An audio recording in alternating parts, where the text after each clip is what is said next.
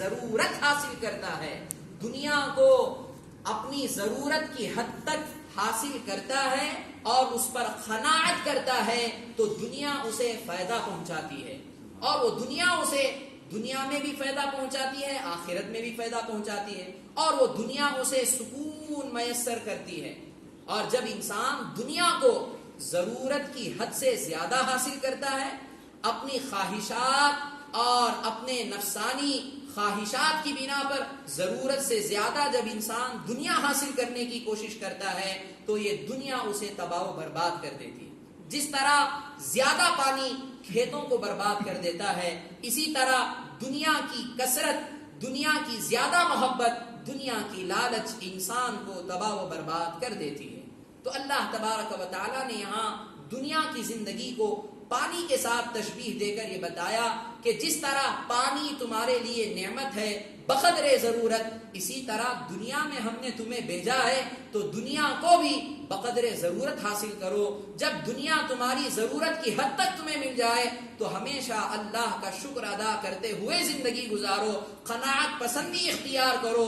قناعت سے زیادہ اگر تمہارے اندر حرص پیدا ہو جائے تو یہی دنیا تمہارے لیے بے سکونی اور بے چینی کا ذریعہ بن جاتی ہے، دنیا بھی برباد اور آخرت بھی برباد ہو جاتی ہے۔ تو لہٰذا اس آیت سے ہمیں یہ معلوم ہوا کہ دنیا کو ضرورت کی حد تک ہمیں حاصل کرنا ہے، کہ دنیا میں ہمیں گم نہیں ہو جانا، دنیا کو اپنے پیروں تلے رکھنا ہے اور دنیا کو اپنے اندر نہیں سمانا ہے۔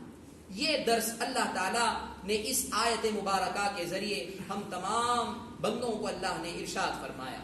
پھر اس کے بعد اللہ تبارک و تعالیٰ ارشاد فرماتا ہے، المال والبنون زینۃ الحیات الدنیا والباقیات الصالحات خیر عند ربک ثوابا وخیر املا۔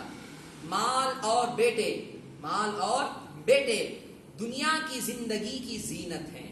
اب دیکھیں دنیا کی زندگی کا ذکر ہوا بھی، اب اس کے بعد اللہ تعالیٰ مال اور بیٹوں کا تذکرہ کر رہا ہے کہ انسان اپنی دنیاوی زندگی میں مال اور بیٹے، اولاد ہی سے زیادہ محبت کرتا ہے۔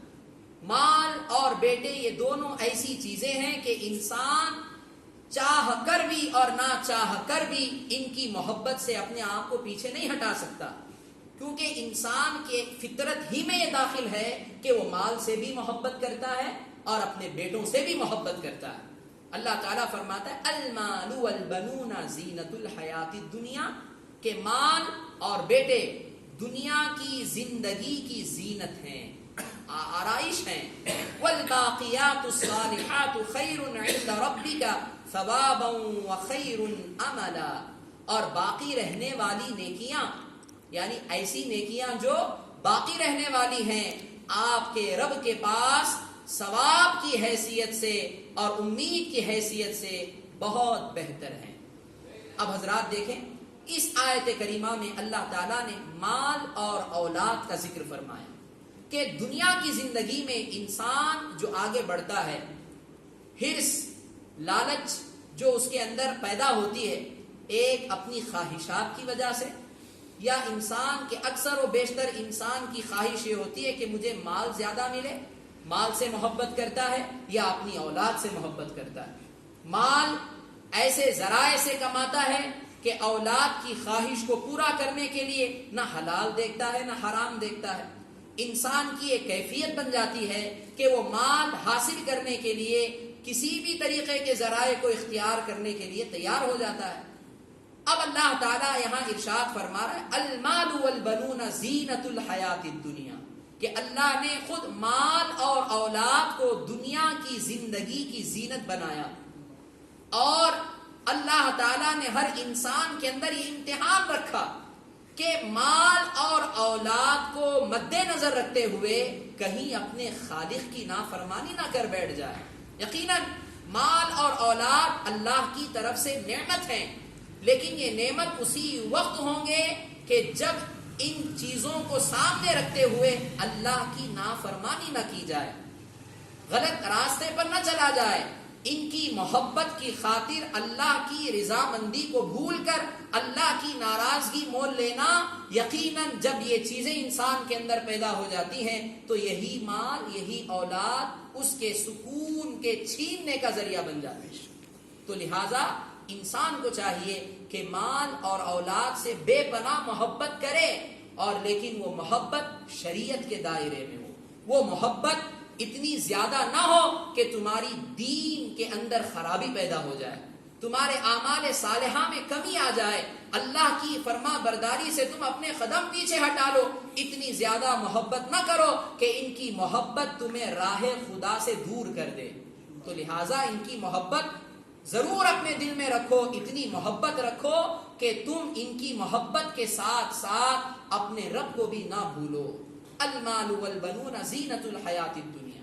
اسی لیے حضور اکرم صلی اللہ علیہ وآلہ وصحبہ وسلم نے ایک مقام پر ارشاد فرمایا کہ بے شک تمہاری مال اور تمہارے اولاد یہ تمہارے لیے آزمائش ہے۔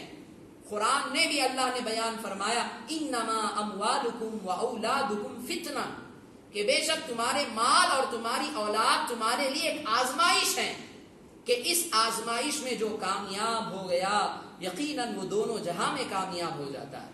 تو لہٰذا مال اور اولاد یہ دنیا کی زندگی کی زینت ہے، لیکن انسان کو چاہیے کہ ان کی وجہ سے اپنے رب کو نہ بھولے۔ اسی لیے آگے فرمایا والباقیات الصالحات، یہ ایک ہے صرف نیکی۔ اس آیت کے اس جملے سے ہمیں یہ پتا چلتا ہے نیکیاں کرنا یہ کمال نہیں ہے، نیکیوں کو باقی رکھنا یہ بڑے کمال کی بات ہے۔ والباقیات الصالحات، باقی رہنے والی نیکیاں، یعنی تم اپنی زندگی میں ایسی نیکیاں کرو کہ وہ نیکیاں تمہاری زندگی کے آخری لمحے تک تمہارے سے وابستہ رہیں، باقی رہیں۔ ایسا نہ ہو کہ نیکیاں تم نے کی اور انہی دوسرے لمحے میں ان نیکیوں کو تم نے تباہ و برباد کر دیا، کسی کی غیبت کر کے، پیٹھ پیچھے کسی کی برائی کر کے، کسی کا مال ہڑپ کر، یا کوئی اور گناہ کر کے تم نے جو نیکیاں کی تھی ان نیکیوں کو تم نے دنیا ہی میں برباد کر دیا، تو وہ نیکیاں باقی کہاں سے رہیں گی؟ لہٰذا نیکی کرنا اور اس نیکی کی حفاظت کرنا اور اس نیکی کو باقی رکھنا یہ بڑے کمال کی بات ہے۔ تو والباقیات الصالحات، باقی رہنے والی نیکیاں، خیر عند ربک، آپ کے رب کے پاس، یعنی اے محبوب آپ کے رب کے پاس ثواب کی حیثیت سے، امید کی حیثیت سے بہت بہتر ہیں۔ کیا؟ باقی رہنے والی نیکیاں۔ اب یہ باقی رہنے والی نیکیوں کے تعلق سے مفسرین کے الگ الگ اقوال ہیں۔ فرماتے ہیں کہ جو باقی رہنے والی نیکیاں ہیں اس کے چند کلمات ہیں۔ کیا ہیں؟ کلمات ہیں۔ مولا کائنات امیر المؤمنین حضرت علی کرم اللہ وجہہ الکریم ارشاد فرماتے ہیں کہ باقیات الصالحات یہ کیا ہیں؟ لا الہ الا اللہ واللہ اکبر والحمد للہ لا قوت الا باللہ۔ اس آیت کی تفسیر میں حضرت علی کرم اللہ وجہہ الکریم فرماتے ہیں کہ باقیات الصالحات یہ کلمات ہیں کہ انسان کو چاہیے کہ نیکیاں بھی کرتا رہے اور ساتھ ہی ساتھ ان کلمات کو اپنی زبان پر ہمیشہ جاری و ساری رکھے، کیونکہ یہ کلمات الباقیات الصالحات ہیں۔ کیا کیا ہے؟ لا الہ الا اللہ واللہ اکبر والحمد للہ لا قوت الا باللہ۔ یہ حضرت مولا کائنات نے ارشاد فرمایا۔